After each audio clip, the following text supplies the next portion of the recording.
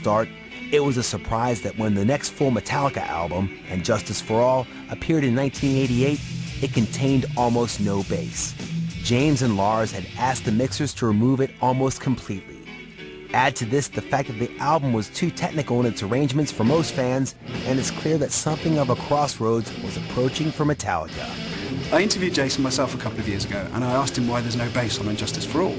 And although he didn't want to badmouth his former colleagues in Metallica, he explained that what had happened during the mixing process was that Lars and James had gone back and said to the mixers, take the bass down to where you can just about hear it, and then take off half a dB. So basically all you can hear is a little bit of clicking of Jason's plectrum and not much else. And I asked Jason why Lars and James had felt the need to do this. I mean, he's an amazing bass player, he was a popular guy, and he had a long answer for me, but by and large it turned out that Lars and James were a little bit unconfident in his skills in the wake of Cliff. And Justice for All was a pretty good heavy album, you know. Some people say it was the beginning of the end, you know, but you know, at the time I couldn't really get into Justice for All, but now actually I enjoy listening to that album when I hear it now.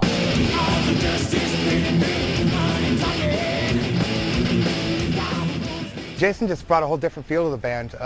He played with a pick instead of his fingers, so some of the stuff was tighter, but unfortunately you can't really hear his bass at all on Justice for All. If you look at the back cover of the album, you can see he looks kind of pissed about that. Well, that's when they were officially headliners. They did their first national headlining tour, and that's basically when they really were established as probably the biggest metal band in the world.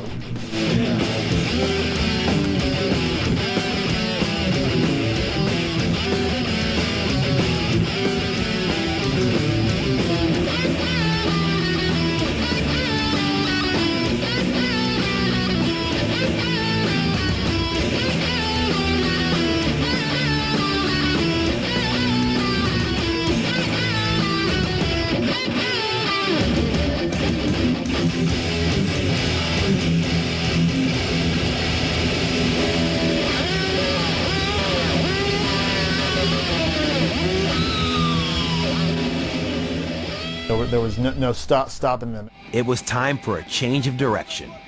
In 1990, Metallica had a meeting with well-known producer Bob Rock, who had worked on successful albums by Motley Crue and The Cult. Rock told Metallica that in his opinion, they had never captured on record the intensity of their live shows. After some discussion, Lars and James decided to bring him on board for the next record. It was a decision that would shape their entire career. Rod Smallwood, Iron Maiden's manager, once I think summed up very shrewdly what happens with big metal bands. Judas Priest was screaming for vengeance, Iron Maiden around the time of Peace of Mind, Pantera when they did Vulgar Display of Power, all had the capacity to step into the big league commercially by accepting what you had to do to step up, i.e. slightly smoother sound out, make slightly shorter songs with obvious melodies. None of those three either were prepared to do it or could do it, therefore they never stepped into the really big time with the big sales. Metallica did.